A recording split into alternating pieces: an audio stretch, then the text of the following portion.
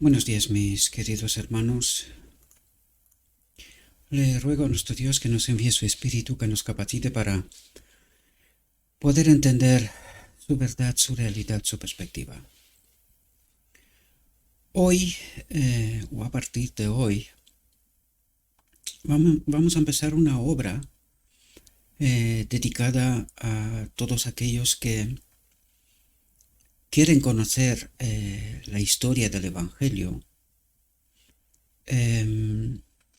Vamos a tratar de volver a caminar con Cristo y enseguida entenderéis de por qué utilizo esta expresión en este camino de Emaús, en el antitipo que es nuestra realidad, ¿verdad? O una repetición de lo que tenía que haber sido en realidad nuestra realidad, donde vamos a tratar de escuchar el testimonio de Jesús, la última advertencia ofrecida para este mundo, la invitación a la boda del Cordero. Pero para eso necesitamos comprender los inicios de este asunto. Por lo tanto, a partir de hoy vamos a empezar una obra que la he titulado El conflicto cósmico, que se desarrolla, empezó en el cielo, pero se desarrolla aquí en la tierra, en realidad, y donde vamos a tratar de entender cuáles son las cuestiones del inicio. Casualidad coincide, ¿verdad?, con la escuela sabática de este trimestre. Lo que pasa es que nosotros vamos a profundizar mucho más. Una de las quejas que tuve hoy en la iglesia fue que dedicaron muy poco tiempo a lo que en realidad es el pilar, o debería de ser el pilar de la iglesia, el estudio de la palabra de Dios, y que cada vez se dedica menos tiempo y se profundiza menos. Por eso incluso veo que a los alumnos se los trata como si fueran niños, ¿verdad? Hay que tener cuidado. ¿Qué le dices? ¿Cómo le dices? Porque no entienden, ¿verdad? Claro, porque el tiempo es cada vez menos y porque no tenemos oportunidad de profundizar en todas esas cuestiones. Y claro, si no entendemos el inicio del conflicto cósmico, difícilmente podemos comprender la resolución, el final. Bien, vamos a empezar esta serie. Son 4 tomos. Ellos existen sintetizados en el conflicto de los siglos en realidad, pero que cada vez lo han sintetizado tanto que ya ha quedado solo síntesis y poco más. Pero nosotros vamos a tomar aquello que Cristo les dio a la primera generación. Este libro está en inglés, así que me voy a encargar por la gracia divina de hacer la traducción y la reflexión, la presentación ante vosotros, de modo que todos, incluido yo, vamos a entender lo que Dios trata de transmitirnos, ¿verdad? Bien, sin más dilación, la serie es titulada El conflicto cósmico. Vamos a tener, creo que más de 120 temas. No las he contado, pero suele ser en torno a 30 temas o algo más en cada libro. Por lo tanto, nos va a dar seguramente para más de un año. Todo depende del tiempo que tengamos, porque allí afuera el tiempo corre rápido. Ojalá no alcancemos a terminar y ojalá que entendamos la elección que tengamos que hacer, porque yo quiero que venga Cristo. Es mucho más importante, pero también es importante que cada uno de nosotros, todos, comprendamos cuál es la elección que tenemos que hacer. Por lo tanto, la perspectiva de estos temas será para la gente común, la gente que no tienen conocimiento ni tampoco tienen a alguien que les explique, a un Felipe que les explique, ¿verdad? Como al egipcio, al eunuco, el Evangelio y que pueda tomar la decisión de bautizarse, ¿verdad? En aquel caso y en vuestro caso, ¿verdad? Por lo tanto, empezaremos este tema y este tema empieza con la introducción, porque en realidad es una introducción, que nos explica el tema del espíritu de profecía. Y vamos a ver cómo de importante es este asunto. Porque necesitamos entender, y aquí, perdonadme que todavía no entro, aunque el tema es largo, pero creo que es importante entender todas esas realidades. En su debido momento, a partir de 1844, antes de que les sea ofrecido este don del espíritu a la sierva, le fue ofrecido a otras dos personas más, dos hombres, que rechazaron la carga, la responsabilidad de tener el don del espíritu.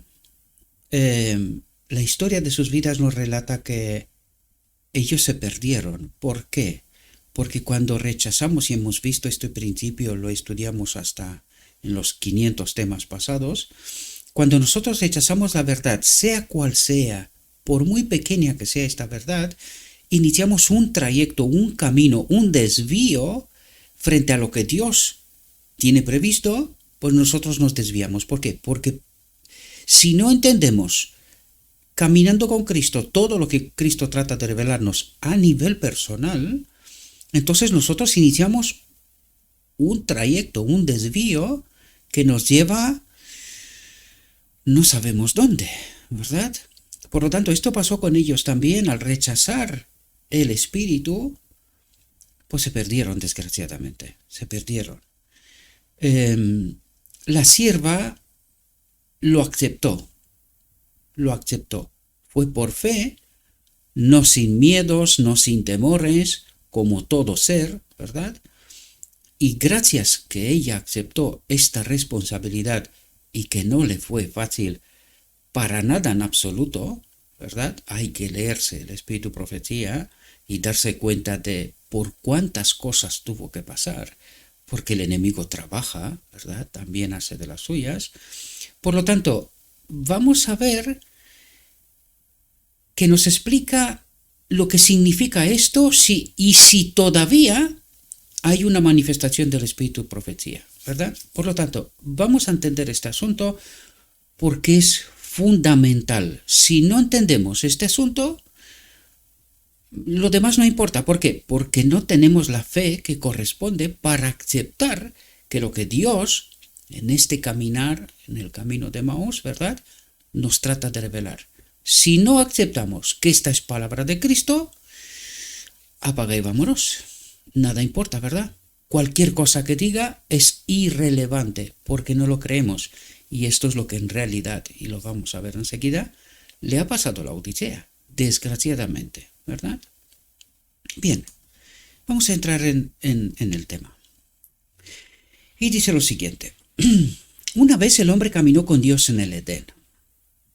Contempló cara a cara, descubierta, la gloria del Señor y conversó con Dios, con Cristo y con los ángeles en el paraíso sin un velo de oscuridad entre ellos. Sin un velo de oscuridad. Aquí os hago una referencia. Recuerden a Moisés cuando baja del monte y se tiene que tapar la cara con un velo porque esa gloria reflejada en su cara les mataba a los demás, no se podían acercar a él. Entiendan, ¿verdad? Dice, el hombre cayó de su rectitud moral e inocencia y fue expulsado del jardín, del árbol de la vida y de la presencia visible del Señor y de sus santos ángeles. Desde entonces las tinieblas morales, como el manto de la muerte, han arrojado sus sombras por todas partes, y en todas partes se ha visto el tizón y el moho del pecado, y en medio de la penumbra general y la miseria moral, el hombre ha vagado desde las puertas del paraíso durante casi 6.000 años, sujeto a la enfermedad, el dolor, la pena, las lágrimas y la muerte. ¿Por qué viene todo esto? Por la separación de la gloria de Dios. Por eso experimentamos esta realidad, ¿verdad? y no se olvide qué es lo que quiere hacer Dios con nosotros, unirnos de nuevo a Él. Esta es la última obra, la boda del Cordero, ¿verdad? Por lo tanto, mientras tanto, en este caminar vamos a experimentar sujetos a la enfermedad, el dolor, la pena, las lágrimas y las muertes. Digo esto porque mucha gente culpa a Dios de estas realidades cuando en realidad es nuestra culpa, es nuestra elección, ¿verdad? Dice, también he estado sujeto a las tentaciones y artimañas del diablo hasta el punto de que la triste historia del hombre durante todo el periodo de su estado caído, que todavía lo estamos, ¿verdad?, hasta la boda del Cordero, es que Satanás ha reinado con un dominio casi universal. ¿Por qué no totalmente universal? Porque siempre Dios ha tenido y tiene un remanente. Siempre lo ha tenido y lo tiene un remanente, ¿verdad? Dice, cuando todo se perdió en Adán, y las sombras de la noche oscurecieron los cielos morales, pronto apareció la estrella de la esperanza en Cristo, y con ella se estableció un medio de comunicación entre Dios y el hombre. Es decir, Cristo, a través de su Espíritu, aquí necesitamos entender, y me voy a parar, aunque esto es mucho más profundo y hablaremos sobre esto en adelante, ¿verdad? Pero aquí necesitamos entender una realidad. Recuerden, el arquitecto es el Padre. Cristo es la mano que lleva a la existencia todo lo creado. Por lo tanto, cuando Dios, entiéndase Cristo, porque Él es realmente la mano que modela a todos los seres creados, ¿verdad? Lo que encontramos en Génesis en realidad.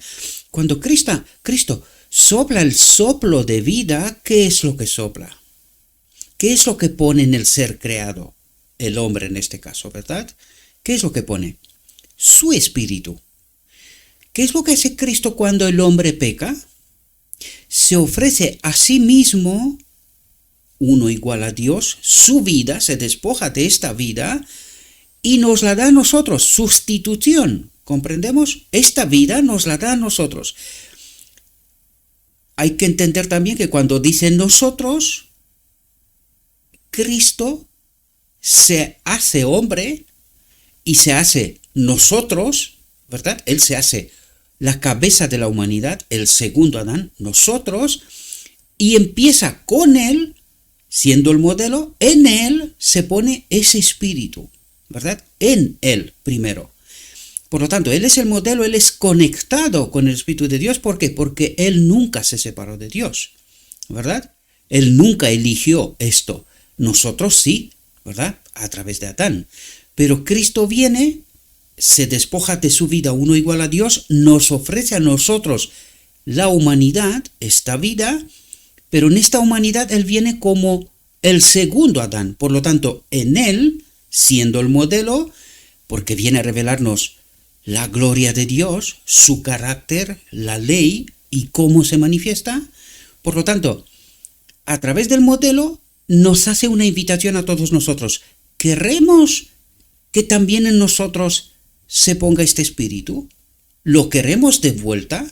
¿Verdad? Ya que nos hemos equivocado, se nos da una nueva oportunidad. Por lo tanto, de esto se trata. ¿Queremos que en nosotros habite el carácter de Dios, la ley, su espíritu? De esto se trata en esencia. Y recuerden que este espíritu de Cristo, uno igual a Dios, cuando creó a todos los seres creados, ¿qué espíritu se puso en ellos? Ese espíritu, esa naturaleza divina, que es la naturaleza del Padre y la naturaleza de Cristo. No es un otro ser. Él se convierte en un otro ser, para poder entenderlo, cuando Cristo se despoja de este espíritu, ¿verdad? Pero que este mismo espíritu es puesto en el hombre Cristo Jesús. Ya sé que esto es complejo y justamente explicaros esto desde el principio, pero necesitamos entender un grave error de entender, de interpretar quién es este espíritu, ¿verdad? Por lo tanto, cuando todo se perdió en Adán y las sombras de la noche oscurecieron los cielos morales, pronto apareció la estrella de la esperanza en Cristo, porque se ofreció a sí mismo como sustituto, ¿verdad? Y con ella se estableció un medio de comunicación, un medio, ya que no podíamos ver a Dios cara a cara, porque moriríamos, ¿verdad? Con ella se estableció un medio de comunicación entre Dios, el Padre, y el hombre. ¿Y quién es el mediador? Cristo. ¿Quién es el Espíritu Santo? Cristo. Necesitamos entender esto, ¿verdad? Dice, en su estado caído, el hombre no podía conversar cara a cara con Dios y con Cristo, uno igual a Dios, ¿verdad? Y con los ángeles, como cuando estaba en su pureza edénica. Pero a través de la ministración de los santos ángeles, allí incluye al Espíritu Santo como enviado ángel, que es enviado de Dios, mensajero de Dios, que es el Espíritu Santo, el Consolador, enviado en nombre de Cristo para ministrarnos. Por lo tanto, la ministración de los santos ángeles, el gran Dios podía hablarles en sueños y en visiones. Si hay un profeta entre vosotros, yo, el Señor, me daré a conocer a él en una visión y le hablaré en sueños. Números 12, 6, ¿verdad? El texto. Dice, la manifestación del espíritu de profecía fue diseñada para todas las dispensaciones, y esto es fundamental entenderlo, hasta el final del tiempo, hasta que podamos ver cara a cara a Dios, ¿verdad? Mientras no podemos ver cara a cara a Dios, es necesario el espíritu de profecía. Fue diseñado ¿por quién? Por Dios, como medio de comunicarse con nosotros y que nosotros no murramos, ¿verdad? Por lo tanto, la manifestación del espíritu de profecía fue diseñada para todas las dispensaciones. El registro sagrado no lo restringe en ninguna parte a un periodo de tiempo particular, desde la caída hasta la restitución final. ¿Comprendéis? Hasta que podamos ver cara a cara de nuevo, como Adán en Edén, a Dios, sin morir, ¿verdad? Dice, la Biblia reconoce su manifestación tanto en la era patriarcal como en la era judía y en la cristiana. A través de este medio, Dios se comunicó con los hombres santos de la antigüedad.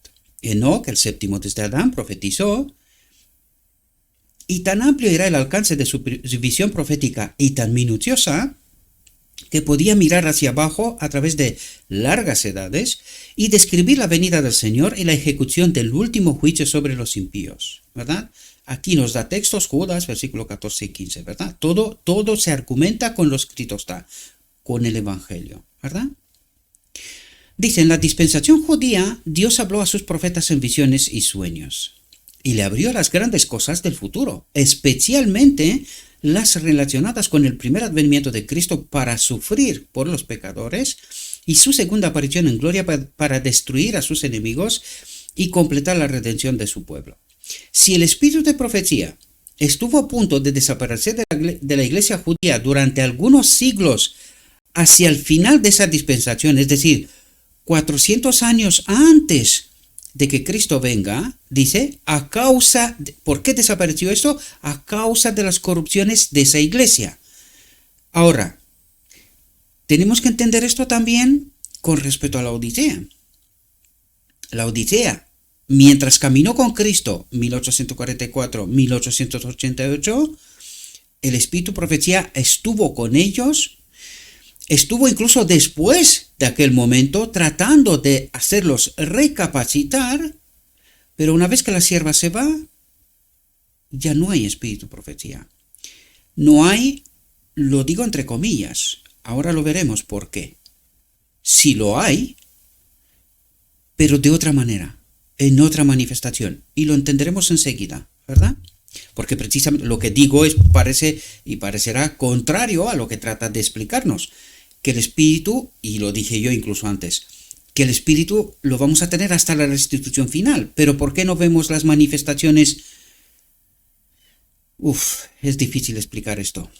Sí que las hay, pero ¿por qué la Odisea no las ve? ¿Por qué rechaza el espíritu profecía? Y eso tratará de explicarnos, ¿vale? No voy a entrar en más porque esto es muy difícil de hacerlo entender y no quiero cometer errores. Se queda grabado y luego se queda grabado para siempre. Y no quiero volver a rehacer todo esto, ¿verdad? Pero lo entenderemos con lo que nos está explicando, o al menos eso es lo que espero. Dice, si el espíritu de profecía estuvo a punto de desaparecer de la iglesia judía durante algunos siglos hacia el final de esa dispensación, a causa de las corrupciones de esa iglesia, reapareció al final de la misma para dar paso al Mesías. ¿Cómo reapareció? Juan el Bautista. Y algunos otros que nos da ejemplo ahora mismo, ¿verdad? Dice, Zacarías, el padre de Juan el Bautista, dice, fue lleno del Espíritu Santo y profetizó. Simeón, un hombre justo y devoto que esperaba la consolación de Israel, entró por el Espíritu en el templo y profetizó de Jesús como una luz para iluminar a los gentiles y la gloria de Israel. Y Ana profetiza, habló de él a todos los que esperaban la redención en Jerusalén, y no hubo mayor profeta que Juan, que fue elegido por Dios para presentar a Israel el Cordero de Dios que quita el pecado del mundo. A Jesús, al Mesías, ¿verdad? Dice, la era cristiana comenzó con la infusión del Espíritu Santo y la manifestación de varios dones espirituales. Entre ellos estaba el don de profecía. Dice, después de encargar a sus discípulos que fueran por todo el mundo a predicar el Evangelio, Jesús les dice, y estas señales seguirán a los que crean.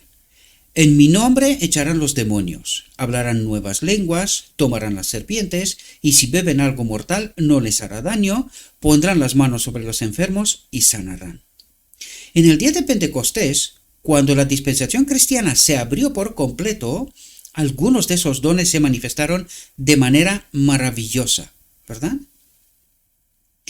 Dice Lucas, al dar cuenta de sus viajes con Pablo y otros, cuando ya había transcurrido un cuarto de siglo de la era cristiana, después de hablar de la entrada en la casa de Felipe, hablamos hace 2 reflexiones de esto, ¿verdad? En la casa de Felipe, el evangelista, dice, y aquel hombre tenía 4 hijas vírgenes que profetizaban.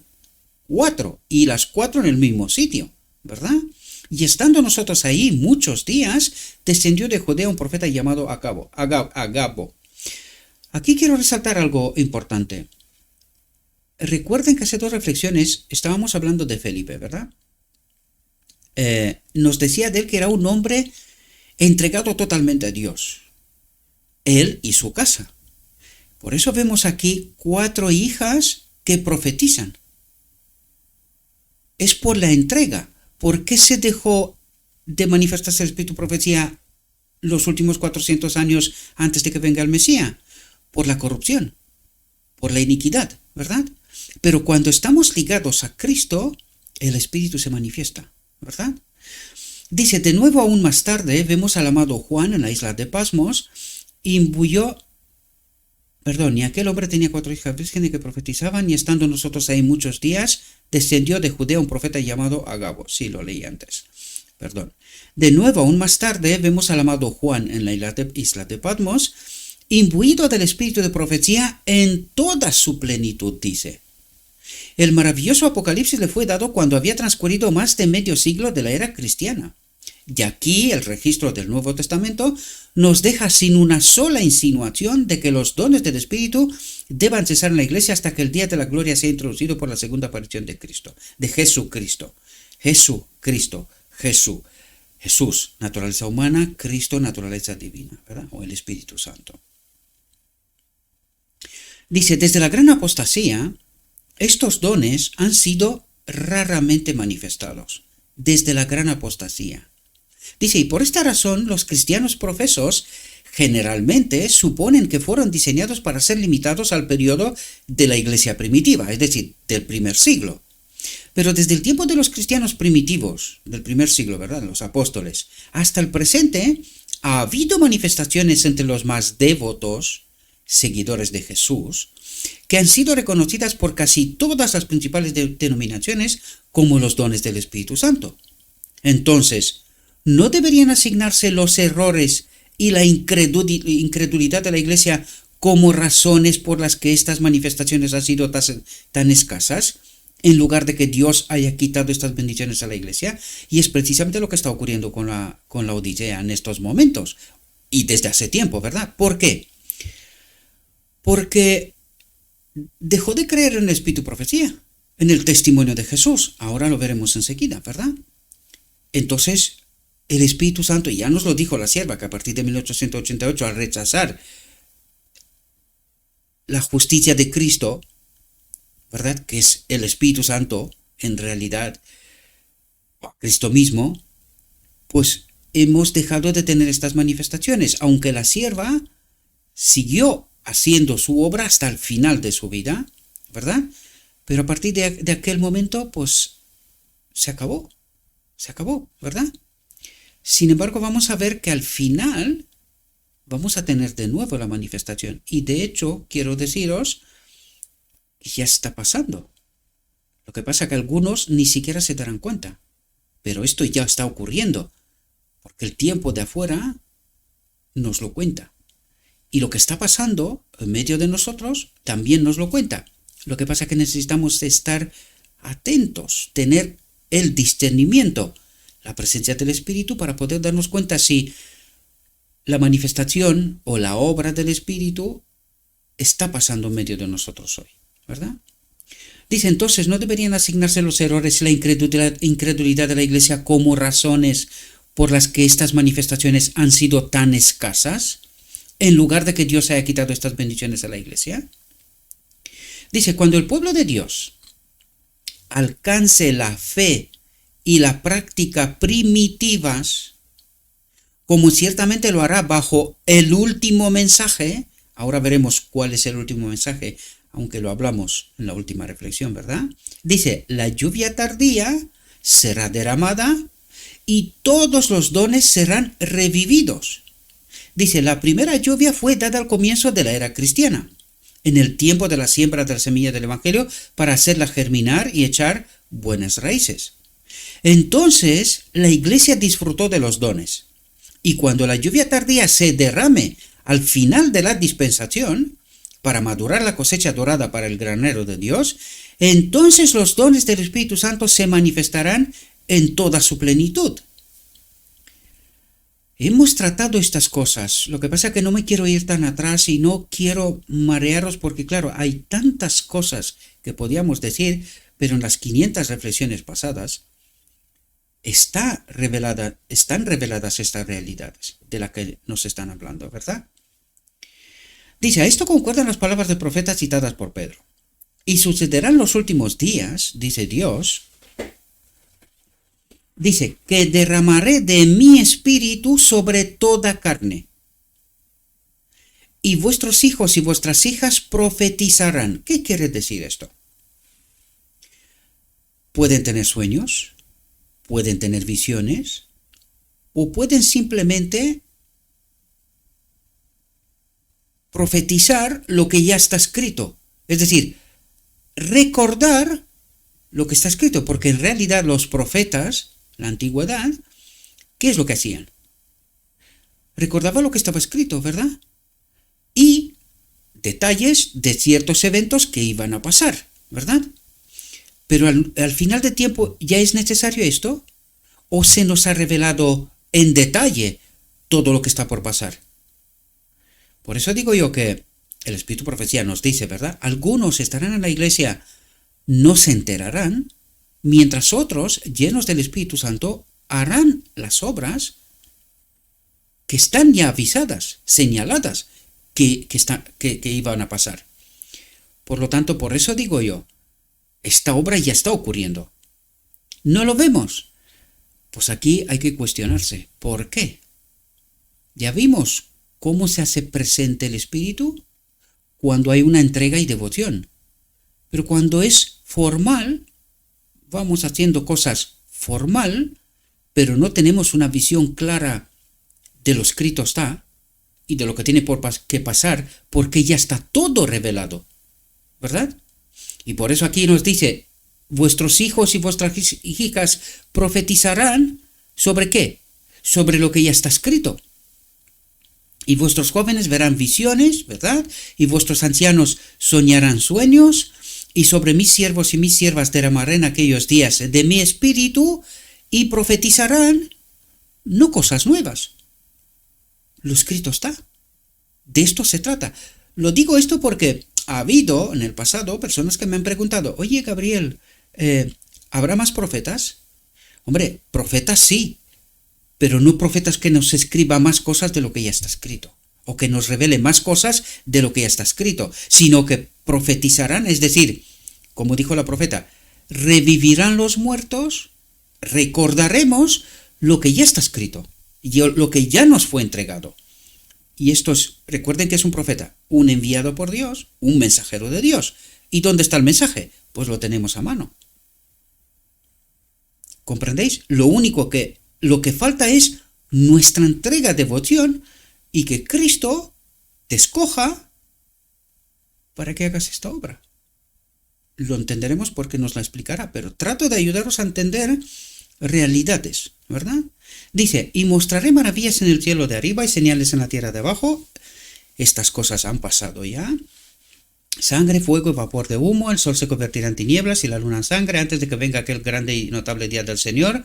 Esto lo vamos a estudiar a lo largo de estos 4 libros, vamos a entender porque está todo relatado, por eso escogí, porque este libro fue recomendado para que lo compartamos, que mucha gente entienda, porque aquí es la historia del conflicto cósmico. Y si entendemos bien esto fue lo que tuvieron la primera generación, ¿verdad? Son la serie de 5, estos 4 y otros 4 más, ¿verdad?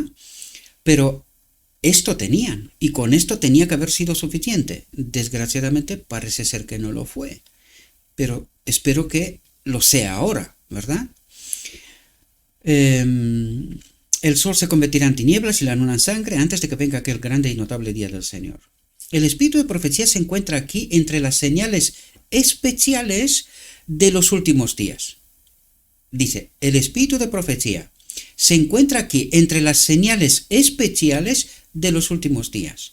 Su resurgimiento en los últimos días iba a constituir una de las señales más notables del fin que se aproxima. Es decir, que en medio de nosotros habrá gente que profetizarán. ¿Qué quiere decir esto? Que revivirán lo que ya está escrito y que se le dará discernimiento y entendimiento para que pueda hacer esta obra. Y ya os dije, esto ya está pasando. Lo único que nos falta es estar entregados para que recibamos este discernimiento y entendamos la obra, ¿verdad? Dice, esto es evidente al ser clasificado con las señales más prominentes en el sol, en la luna y en las estrellas y tales maravillas en los cielos arriba y en la tierra abajo como sangre y fuego y vapor de humo. Esto pasó en la etapa de la primera generación y todo lo que nos está contando aquí pasó en la etapa de la primera generación. Pero ahora recuerden, como ellos rechazaron, Dios en su misericordia esperó y ahora estamos ya pasada la 4ª generación y de nuevo Dios se manifiesta en su misericordia. Por lo tanto, se vuelve a repetir esta obra del Espíritu Santo, no las señales en el cielo, estas ya pasaron, necesitamos entender esta realidad, pero sí se revive el Espíritu profecía, el testimonio de Jesús. Dice, todas las bendiciones que Dios ha concedido a su pueblo, exceptuando el don de su Hijo, ninguna ha sido tan sagrada y tan importante para su bienestar como el don de su santa ley y su Espíritu Santo. ¿De qué nos está hablando aquí? ¿Qué es la ley? El carácter, la gloria de Dios, el Espíritu Santo. ¿Entendéis lo que nos está hablando? Dice, y ninguno ha sido tan bien calculado para frustrar los planes de Satanás y por consiguiente para despertar su ira como estos. Quiero deciros esto porque recuerden que representa la ropa blanca para poder entrar a la boda del Cordero. Dice, un carácter formado ¿por quién? Por el Espíritu Santo. Un carácter formado por el Espíritu Santo. ¿Qué es la ley? El carácter. El carácter de Dios. Escribiré la ley en vuestra mente, nos dice el Evangelio, ¿verdad? Por lo tanto, ¿qué es el carácter? La presencia del Espíritu Santo, la obra del Espíritu Santo en nuestra mente. Y sin esta obra de discernir lo escrito está, entender las realidades, no podemos entrar en la boda del Cordero. ¿Por qué? Por una razón. No sabemos que tenemos que hacer una elección. Nosotros estamos ahora en la misma condición que Adán en Edén. Elegir entre el árbol de la vida, confiar plenamente en Dios, o seguir con el árbol del conocimiento, que ya lo estamos haciendo en realidad, ¿verdad? Ahora mismo. Y si no entendemos esta realidad, los cristianos esperan que venga Cristo. Y no entienden porque dicen que pecan hasta que Cristo viene, que no pueden tener un carácter semejante a Cristo. Por lo tanto, ¿qué es lo que quiere decir esto? Que no entendemos el Evangelio, que nos falta discernimiento, nos falta entrega para poder entender el Evangelio. ¿Y entramos en la boda del Cordero en esta condición? Despierto estas incógnitas, ¿verdad? Porque necesitamos entender. Me estoy fundamentando también en la obra de los 500 reflexiones desde atrás, ¿verdad? Dice, y cuando en la última generación de hombres surja ese pueblo que observe los 10 preceptos de la santa ley de Dios, es decir, tenga la presencia del Espíritu, viva por Cristo nuestra justicia, recuerde, Cristo es la naturaleza divina de Cristo, Cristo nuestra justicia, ¿qué quiere decir? Que estamos aceptando al Espíritu Santo que haga la obra, el carácter que necesitamos. Por lo tanto, observa los 10 preceptos de la santa ley de Dios, ¿por qué? Porque tiene ese carácter, tiene el Espíritu, ¿verdad? Y reconozca el renacimiento del espíritu de profecía, renacimiento. ¿Entendéis lo que os dije antes? ¿Cómo renace el espíritu de profecía? Pues lo tenemos por escrito, por eso decía, los que comen mi carne y beben mi sangre.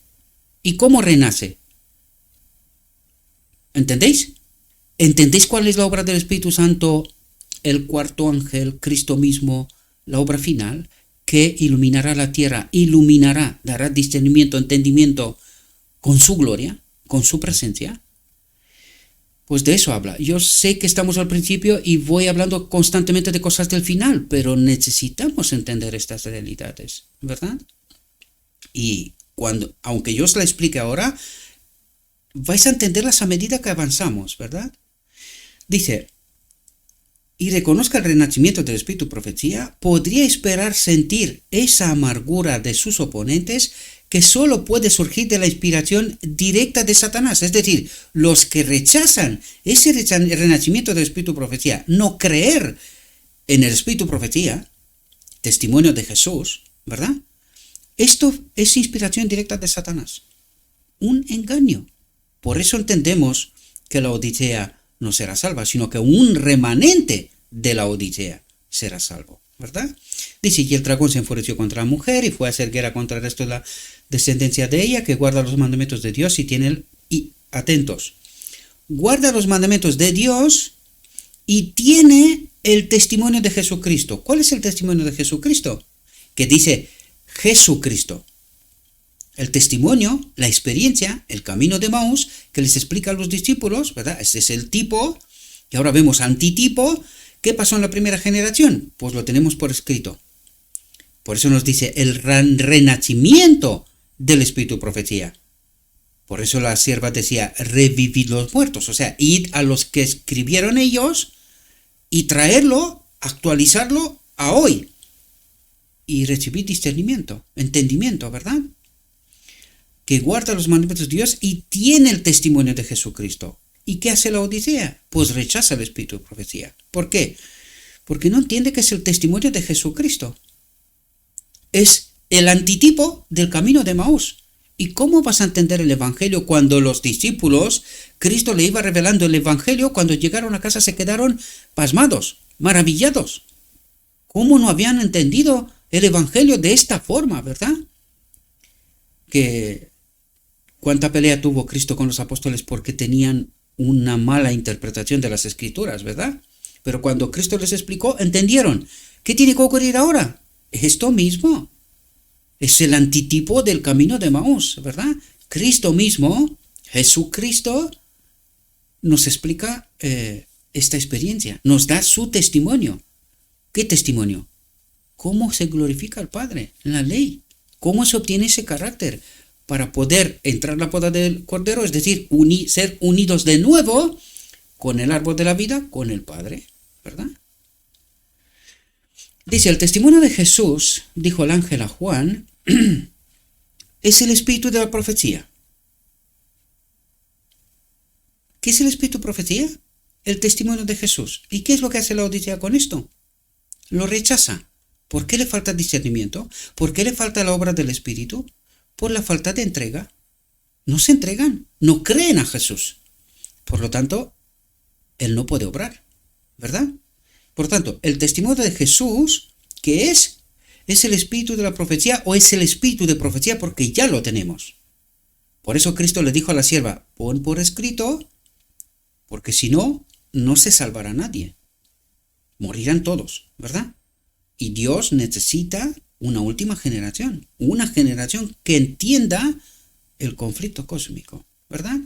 Dices el cumplimiento de los mandamientos de Dios y el reconocimiento del renacimiento del espíritu profecía. ¿Entendéis lo que nos dice? Por el remanente de la iglesia de la Odisea. El remanente de la iglesia de la Odisea. Por lo tanto, ¿qué pasará con la iglesia de la Odisea? Sacad vosotros las conclusiones. O los cristianos de la última generación, lo que despierta la ira del dragón. Es decir, pelea con todo para que esta última generación no exista. Y por eso, la obra del Espíritu Santo, el renacimiento del Espíritu Profecía, está ocurriendo hoy, pero no lo ven, no lo entienden. ¿Por qué? Porque dicen, no, son apóstatas. Que algunos hay que entender bien todas esas cuestiones, ¿verdad? Pero cuando se presenta letra por letra, ¿dónde está la apostasía? Cuando se presenta la verdad tal como está escrita, ¿dónde está la apostasía? Y la pregunta es, ¿y se acepta esta obra? Pues ya lo veis, me he quejado yo una y otra vez, pero no me quejo por mí, no se entiendan mal. Me quejo porque la obra no avanza, porque la gente se queda en ignorancia, creyendo tener la verdad, creyendo que lo que tienen es la verdad, y cuando se le presenta lo escrito está, lo llaman apostasía. ¿Ahora entendéis la queja? Y os invito que entréis en esta obra y que la experimentéis, queridos. Que la experimentéis. Y vais a ver cómo no tenéis ni descanso, no podéis dormir por la noche bien y cosas por estilo. ¿Por qué? Porque estáis preocupados. Pero ¿qué pasa con mis hermanos? ¿Por qué no entienden? Si les estoy presentando lo escrito está, ¿por qué no entienden? Y nos lo acabo de decir antes. Por una entrega, por una sencillez de acercarnos a lo escrito está y aceptar que lo que está escrito es lo que hay. Es la realidad de Dios que nos es presentada en este renacimiento del espíritu de profecía. Esa es la realidad, no hay otra, ¿verdad?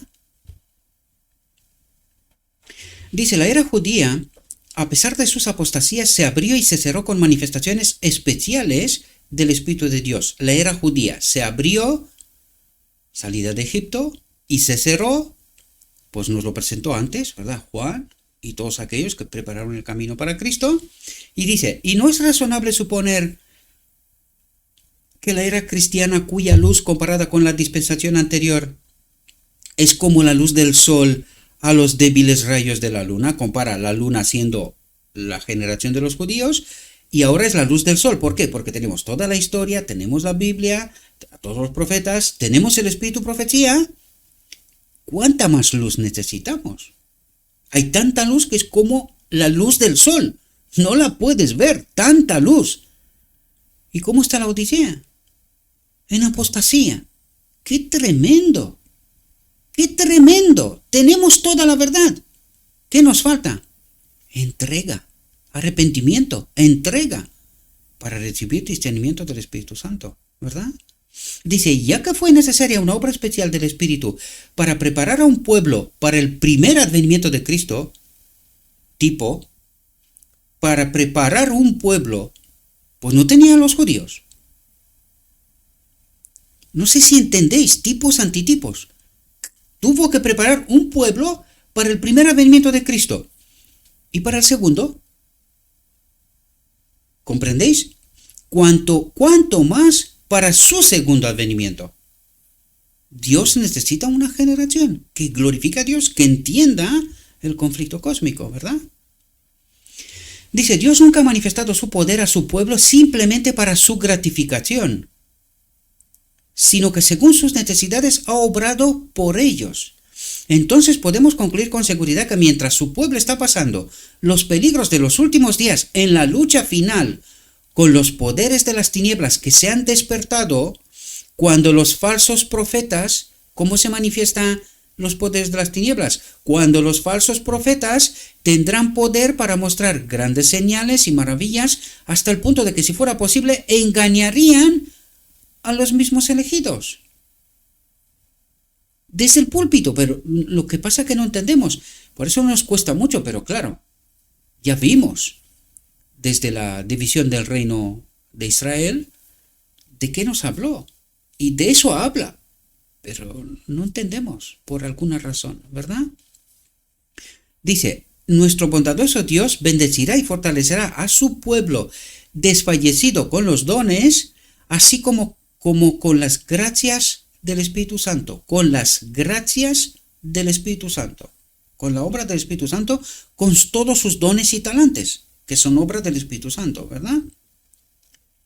Dice, hemos visto que la manifestación del Espíritu de profecía en sueños y en visiones se hizo necesaria como consecuencia de la separación del hombre de la presencia visible de Dios. ¿Qué es pecado? Separación del hombre de la presencia visible de Dios. Es así como estamos sin el carácter, sin la ley, sin la presencia del Espíritu, sin la gloria de Dios, ¿verdad? Dice, pero cuando el tabernáculo de Dios esté con los hombres, ¿quién es el tabernáculo de Dios? ¿Quién es el santuario de la antigüedad? Cristo. Cristo. Por eso tenemos que entrar por la puerta y hoy estamos invitados a entrar, ¿dónde? En el lugar santísimo. ¿Y dónde está el pueblo? En el lugar santo. Desgraciadamente. Por eso Cristo necesita un pueblo, porque su pueblo, profeso pueblo, ¿dónde está? En el lugar santo. ¿Pasó al lugar santísimo? Sí, pasó inicialmente, pero luego uno detrás de otro se volvieron de nuevo al lugar santo. ¿Y quién está en el lugar santísimo? Cristo y nadie más. Entiéndame, hay un remanente, ¿verdad? Pero cuando el tabernáculo de Dios esté con los hombres y Él habite con ellos, y Dios mismo esté con ellos, que pasarán la boda del Cordero, ¿verdad? En el decreto divino. Cuando Cristo venga de nuevo con todos los santos ángeles y reciba a su pueblo para que donde Él esté, ellos también estén, pero fijaos lo que dice aquí. No sé si os dais cuenta. Aquí nos habla del decreto divino. Fijaos. Dice, como consecuencia de la separación del hombre de la presencia visible de Dios, pero cuando el tabernáculo de Dios esté con los hombres y Él habite con ellos y Dios mismo esté con ellos, dice, y esto es antes de que Cristo venga, porque fijaos ahora lo que nos revela. Dice, cuando Cristo venga, por lo tanto, ¿de qué nos ha hablado antes? De la boda del Cordero, del decreto divino. Cuando el tabernáculo de Dios esté con los hombres y Él habite con ellos y Dios mismo esté con ellos. Y luego viene la venida visible, cuando Cristo venga de nuevo con todos los santos ángeles y reciba a su pueblo para que donde Él esté, ellos también estén. La venida visible, ¿verdad? La primera es la boda del Cordero, la venida invisible, el decreto divino, ¿verdad? Y luego viene la venida visible.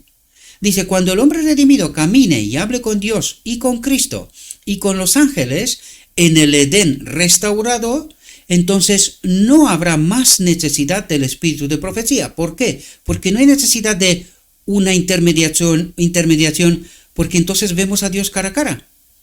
¿Por qué fue dado el espíritu de profecía? Como medio de comunicación. Lo vimos justo al principio de esta reflexión, ¿verdad? Pero cuando vemos a Dios cara a cara, ya no necesitamos el espíritu de la profecía, ¿verdad? Ya tenemos a Dios cara a cara. Podemos preguntarlo directamente, ¿verdad?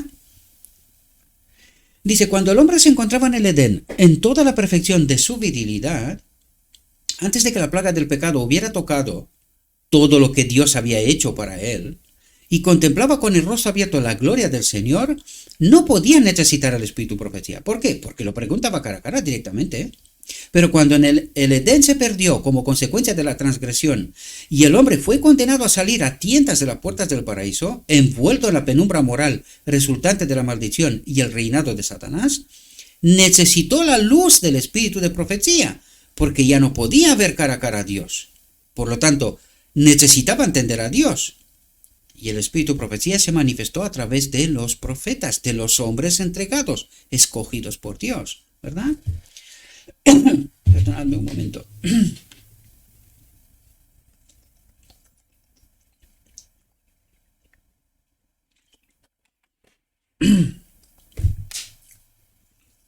Y dice, y su necesidad en este sentido continuará, más o menos urgente, hasta la restitución.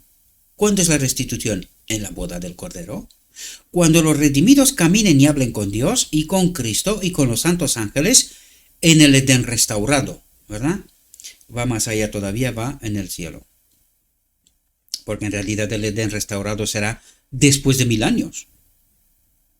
Tienen que pasar 2000 años o 1000 años y después el Edén será restaurado, es decir, toda esta tierra. El apóstol a los Corintios sostiene claramente esta posición. Introduce el tema afirmando: ahora bien, en cuanto a los dones espirituales, hermanos, no quiero que lo ignoréis. Considero que el tema era demasiado importante como para dejar a la iglesia de Corinto en la ignorancia al respecto. Se propone instruirlos. Haremos bien en aprovechar el beneficio de sus enseñanzas. En este capítulo, el apóstol presenta al cuerpo humano con sus diversos miembros actuando en armonía, uno dependiente del otro, como una ilustración de la iglesia cristiana, con sus miembros y los diversos dones que Dios ha puesto en la iglesia. Luego hace la aplicación de la figura así. Ahora bien, dice, vosotros sois el cuerpo de Cristo, la iglesia. ¿Quién es la iglesia? Vosotros sois el cuerpo de Cristo, la iglesia, el templo. ¿Verdad? Dice, y miembros en particular, a nivel individual. ¿Necesitas alguna institución, alguna otra cosa? Es importante lo que os trato de decir, ¿verdad? Y no se olviden. Y Dios ha puesto a algunos en la iglesia, primero apóstoles, segundo profetas, y cuando dice aquí, hay que entender el lenguaje del cielo, lo quiero recalcar. Y Dios ha puesto a algunos en Cristo, la iglesia. Porque, ¿quién obran en todo lo que nos va a relatar ahora?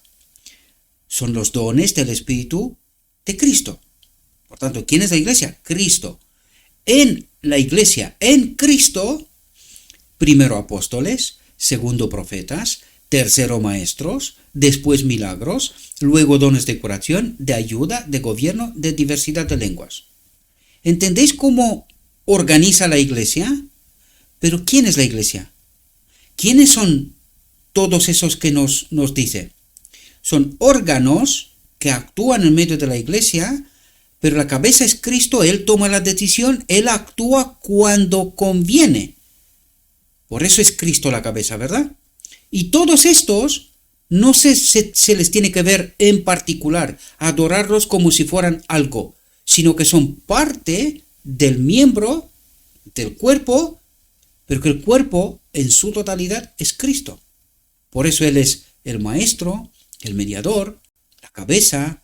Por eso vemos todas esas metáforas.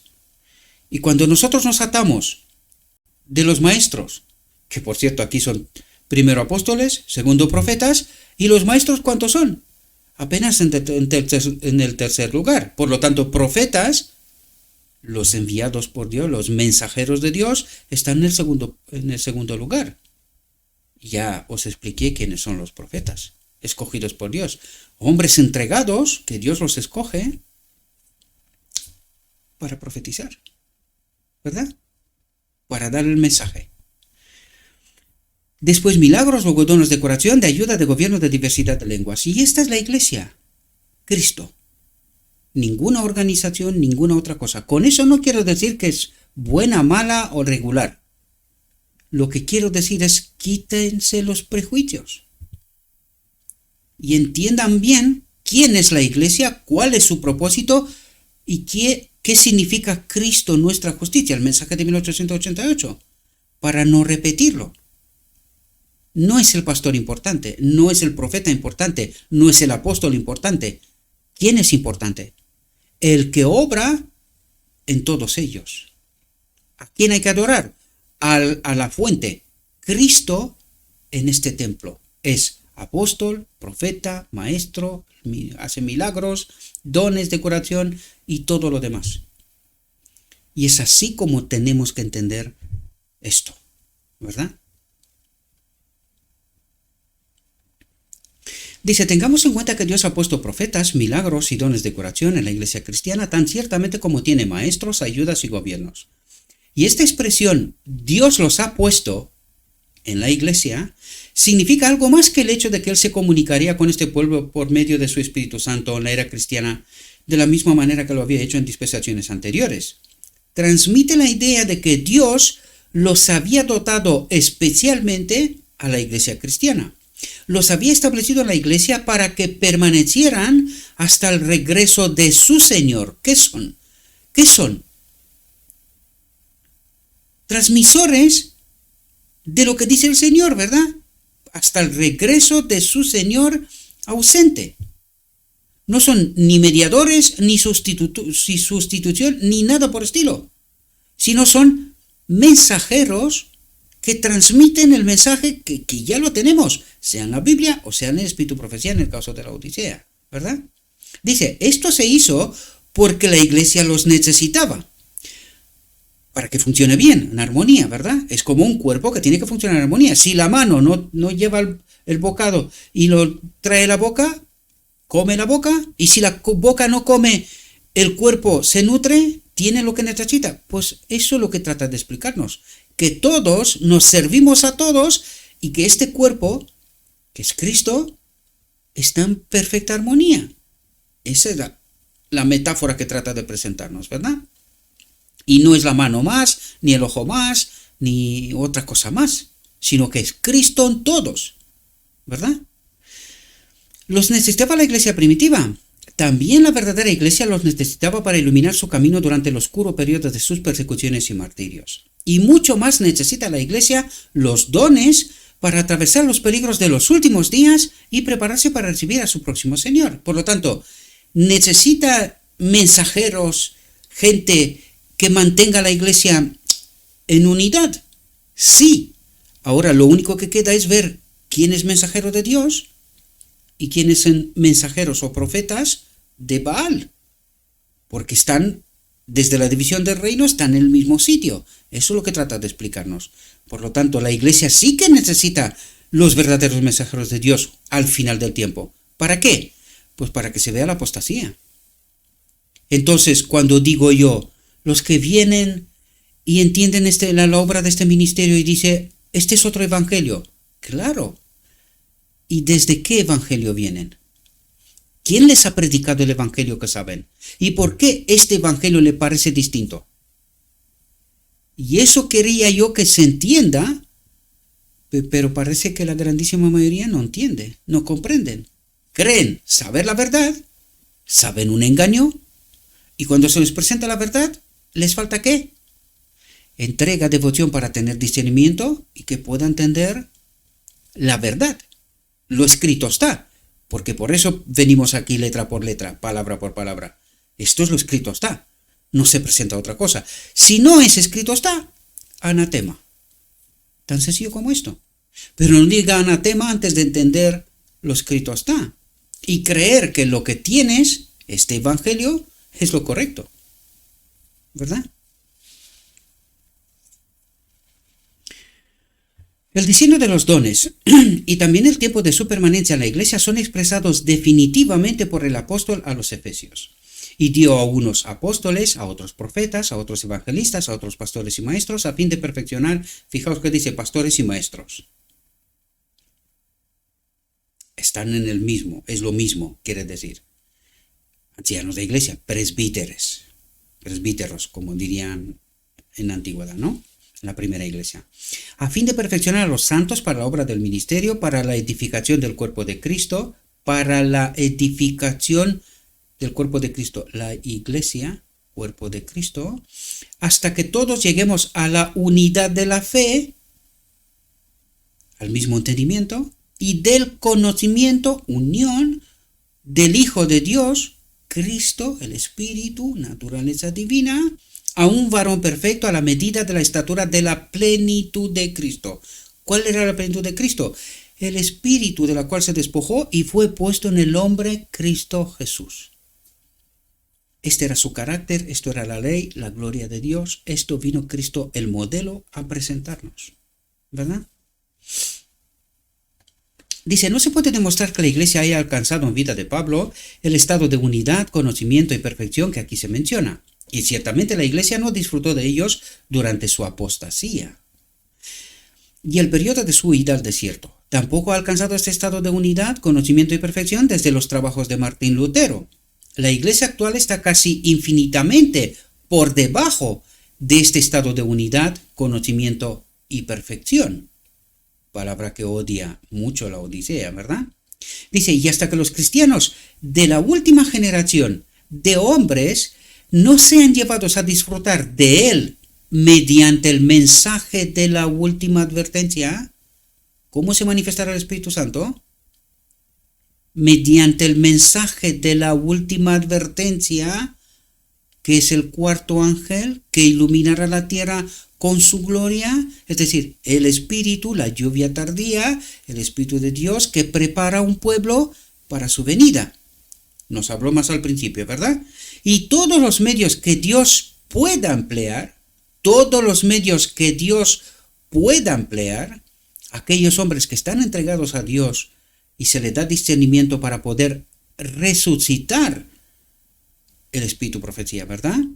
Y todos los medios que Dios puede emplear para prepararlos para ser trasladados al cielo sin probar la muerte, no se realizará el designio último de los dones, porque el designio último es volver a estar unidos con la gloria de Dios, tener la ley, el carácter en este templo. Yo diría Malaquías, ¿verdad? Escribiré la ley en su mente, ¿verdad? Pero Pablo en 1 Corintios 13 ha mostrado claramente cuándo cesarán los dones. En la primera parte de este capítulo el apóstol habla de la preeminencia del amor, impropiamente traducido como caridad, porque en realidad el amor nosotros hemos de identificar es el Espíritu de Dios, es la presencia, la obra de Dios, al don de lenguas, al don de profecía, a la fe, a la liberalidad con los pobres y al valor de dar el cuerpo para ser quemados. Estos, en ausencia del amor del Espíritu de Cristo, no tienen valor. A continuación, describe las virtudes y riquezas del amor, concluyendo con estas palabras: la caridad, el amor, nunca se agota. Pero si hay profecías se acabarán, si hay lenguas cesarán, si hay conocimiento se desvanecerá. ¿De qué nos está hablando? Cuando habla del amor que nunca se agota, ¿de qué nos está hablando? De la presencia de la naturaleza de Dios, el Espíritu de Dios, en este templo, que es el carácter, la ley. Nunca se agota. Esta es la gloria de Dios que la vamos a tener durante la eternidad. Dice, mientras que el amor no solo es la gracia cristiana. ¿Qué es la gracia cristiana? La vida de la cual Cristo se despoja y nos la da a nosotros. Mientras que el amor no solo es la gracia cristiana que corona aquí, sino que llegará hasta la eternidad y será la gloria que corona a los redimidos. Los dones cesarán con la fe y la esperanza. ¿De qué nos habla? ¿Qué es esta vida de la cual Cristo se despoja y nos la da a nosotros? ¿Qué es Cristo, el Espíritu Santo? Pues de eso nos está hablando aquí. Mientras que el amor, que el Espíritu, no solo es la gracia cristiana, no solo es esa vida que Cristo nos la da a nosotros, que corona aquí, sino que llegará hasta la eternidad y será la gloria que perdió Adán en Edén, ¿verdad? Y será la gloria que corona a los redimidos. Los dones cesarán con la fe y la esperanza. Los dones cesarán. ¿Por qué? Porque tenemos a Cristo aquí. ¿Comprendéis? En este templo, restaurados. Dice, en la gloriosa aparición del Señor, la fe se perderá de vista, la esperanza se perderá de vista, las profecías dejarán de ser una luz para la iglesia, las lenguas dejarán de ser una señal, y el débil conocimiento de la presente noche tenue se desvanecerá ante el conocimiento perfecto del día perfecto, como los tenues rayos de la luna se desvanecen ante la luz del sol naciente. Dice a continuación, vienen las palabras contundentes de los versículos 9 y 10. Porque en parte conocemos el anticipo que le fue dado a los apóstoles, en parte, y en parte profetizamos, pero cuando venga lo que es perfecto, Cristo en este templo, la boda del Cordero, entonces lo que es en parte desaparecerá. Tenemos en plenitud. ¿Y qué es lo que hace Cristo con la boda del Cordero? Nos une con el Padre. Pero cuando venga lo que es perfecto, entonces lo que es en parte desaparecerá y tendremos en plenitud, ¿verdad? Todavía esperamos que venga lo que es perfecto. Todavía estamos esperando la boda del Cordero. Y mientras esperamos que nuestro querido y ausente Señor se manifiesta a su pueblo que espera a través de los dones, porque, dice Pablo, hablando del presente estado imperfecto, conocemos en parte y profetizamos en parte. Conocemos a Dios en parte, al Espíritu, y transmitimos su verdad, este mensaje, en parte. ¿Por qué? Porque ¿qué vamos a aprender en la eternidad? Toda esta historia vista desde la perspectiva divina, ¿verdad? Dice, ¿hasta cuándo el espíritu de profecía servirá a la iglesia? ¿Cuándo desaparecerá? Respuesta, pero cuando venga lo que es perfecto, entonces lo que es en parte será eliminado. ¿Comprendéis? Esto debería resolver la cuestión de la perpetuidad de los dones en la iglesia cristiana. Sin embargo, la opinión popular es la siguiente. Los dones fueron dados a la iglesia primitiva para que permanecieran solo durante la vida de los primeros apóstoles de Cristo. A su muerte, los dones debían ser retirados de la iglesia. Pero recordemos que un gran cambio tiene lugar cuando los dones deben cesar. Y ese cambio es de un estado imperfecto a uno perfecto. ¿Y hemos alcanzado esta condición? No. Entonces, ¿han cesado los dones del Espíritu Profecía? O sea, del Espíritu. No. Porque todavía estamos esperando lo que es perfecto. La boda del Cordero, ¿verdad? Y ese cambio es de un estado imperfecto a uno perfecto, de la oscuridad de la noche a la gloria del día perfecto. No necesitamos preguntar si tal cambio tuvo lugar a la muerte de los primeros apóstoles, pues todos los que conocen la historia de la iglesia primitiva saben que los cambios que se produjeron en la iglesia en la época de la muerte de los apóstoles no fueron para mejor, sino decididamente para peor. Pregunta, ¿y en la Odisea? Pues también, porque por eso Dios necesita un remanente, levantar un pueblo para su venida, ¿verdad? Incluso en los días de Pablo, el misterio de la iniquidad ya actuaba en la iglesia. El misterio de la iniquidad, la apostasía, ¿verdad? Dice, y el apóstol, dirigiéndose a los ancianos de la iglesia de Mileto, dice, porque yo sé que después de mi partida entrarán en medio de vosotros lobos rapaces que no perdonarán al rebaño, también de vosotros mismos se levantarán hombres que hablarán cosas perversas para arrastrar tras sí a los discípulos. Tipo antitipo. Pero si aplicamos este gran cambio al fin de la presente dispensación y a la introducción del día eterno de gloria, todo está claro. Aquí tenemos la prueba más clara de que los dones no iban a desaparecer hasta la segunda aparición de Cristo, ¿verdad? Pablo continuó con una ilustración del estado imperfecto presente y el estado futuro de perfección y gloria. Cuando era niño, hablaba como niño, entendía como niño, pensaba como niño. Esta es la Odisea, que cree que es adulta, pero sigue siendo niño. Pero cuando me hice hombre, dice, dejé las cosas de niño. Su infancia representa el estado imperfecto actual, su virilidad, la perfección del estado inmortal. Esto es evidente. Ahora, supongamos que estamos equivocados y que la niñez de Pablo representa a la iglesia en sus días, dotada de los dones, y que su madurez representa a la iglesia después de su muerte, despojada de los dones del Espíritu Santo y hundiéndose rápidamente hacia la gran apostasía. Dice, es un absurdo, porque en lugar de venir lo que es perfecto, vino la apostasía, la iniquidad. Entonces, ¿han cesado los dones del Espíritu Santo, el Espíritu Profecía? Pues todavía no, ¿verdad? Dice, y aún continúa el apóstol con otra hermosa ilustración del cambio de la presente dispensación, durante la cual la iglesia debía disfrutar de la luz comparativamente tenue de los dones, mientras caminaba por la fe y la esperanza a las glorias abiertas del mundo venidero, cuando los redimidos caminen con Dios en el Edén restaurado y hablen cara a cara con Cristo y los ángeles. Dice, porque ahora vemos a través de un cristal oscuro, pero entonces cara a cara. A la opinión de que los dones debían cesar a la muerte de los primeros apóstoles y que con su muerte se produjo el glorioso cambio ilustrado por estas palabras del apóstol, solo tenemos que repetir, absurdo, ¿verdad? Dice, la verdad de Dios sobre este tema es coherente y armoniosa consigo misma y con toda la verdad divina. El espíritu de profecía, como consecuencia de la caída y la separación del hombre de la presencia visible de Dios, se convirtió en una necesidad. Esta necesidad no ha sido obviada por ningún cambio pasado de dispensación, y ninguna dispensación necesita los dones del Espíritu Santo más que la era cristiana. Y en ningún momento del largo periodo de separación del hombre de la presencia visible de Dios han sido tan necesarios como en medio de los peligros de las furiosas tempestades de los últimos días. Y aquí necesitamos entender una realidad. ¿Cuántos profetas tuvo Israel? Un montón. ¿Por qué? Porque las escrituras no existían, se estaban escribiendo mientras se profetizaba, ¿verdad? ¿Por qué en la era cristiana tuvimos menos profetas? Porque ya teníamos el Evangelio, ya teníamos el mensaje de Dios, ya podíamos entenderlo, ¿verdad? Y escucharlo. ¿Qué pasó en el día de la expiación? Es decir, en el tiempo de la Odisea.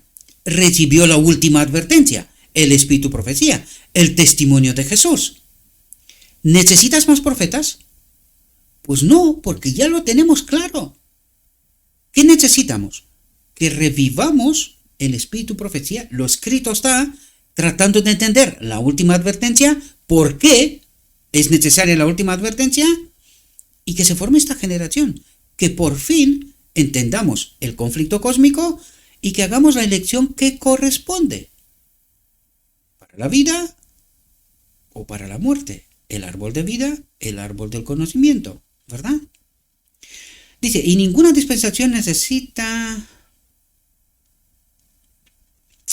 los dones del Espíritu Santo más que la era cristiana, y en ningún momento del largo periodo de separación del hombre de la presencia visible de Dios han sido tan necesarios como en medio de los peligros de las furiosas tempestades de los últimos días.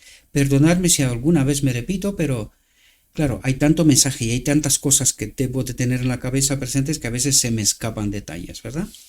Dice, pero cuando el Redentor venga, la controversia termine, el descanso de los santos sea dado, descanso de los santos, el séptimo día. ¿Quién es el verdadero descanso? El descanso de los santos sea dado. ¿Quién es el descanso? Cristo. Y ellos, todos inmortales, se reúnan alrededor del trono con los ángeles y cara a cara contemplen la gloria de Dios y del Cordero. Gloria de Dios y del Cordero. Aquí nos falta algo. Para que sean tres, ¿no? Espero que podáis entender, ¿verdad? Te traigo la atención porque hoy mismo tuvo lugar un bautismo y hablaban de un Dios triuno. A veces me tengo que callar porque, claro, hablas en el viento, no te escuchan. Por eso Dios necesita sus mensajeros al final del tiempo para despertar un pueblo que cree estar despierto, pero que está dormido, no comprende. Y cree que tiene el Evangelio, y cuando se le presenta el verdadero Evangelio, dice apostasía. ¿Por qué se perderán? Porque han elegido así.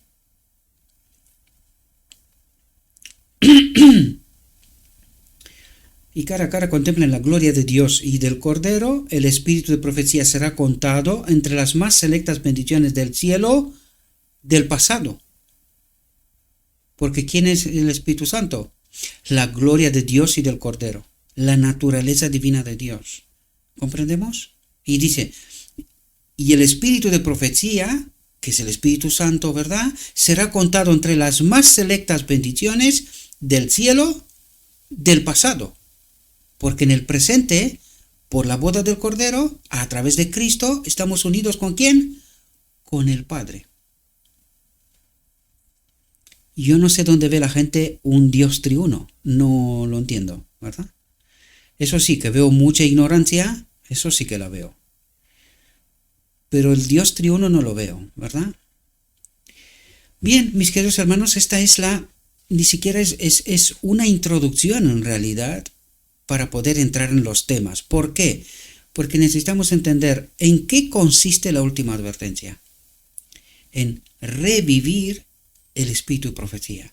Esta será la manifestación del cuarto ángel que iluminará la tierra con su gloria, ¿verdad? Iluminará, porque tenemos la verdad, lo único que tenemos que hacer es entregarnos a Cristo, comer la carne para ser llenados del Espíritu, la sangre de vida, ¿verdad?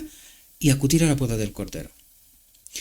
Bien, espero que os pueda servir y a partir de hoy seguiremos con este tema que va a ser un tema preciosísimo. ¿Va a tardar mucho tiempo? Sí, pero cuanto tiempo nos permita Dios, ojalá que no sea mucho, estaremos aprendiendo de Cristo. Le ruego a nuestro Dios que nos envíe su Espíritu, que nos capacite, que entendamos su verdad, su realidad, su perspectiva. Y yo os deseo, mis queridos hermanos, que tengáis un próspero día y en todo lo que os he dicho, os lo he dicho en nombre de Cristo Jesús. Amén.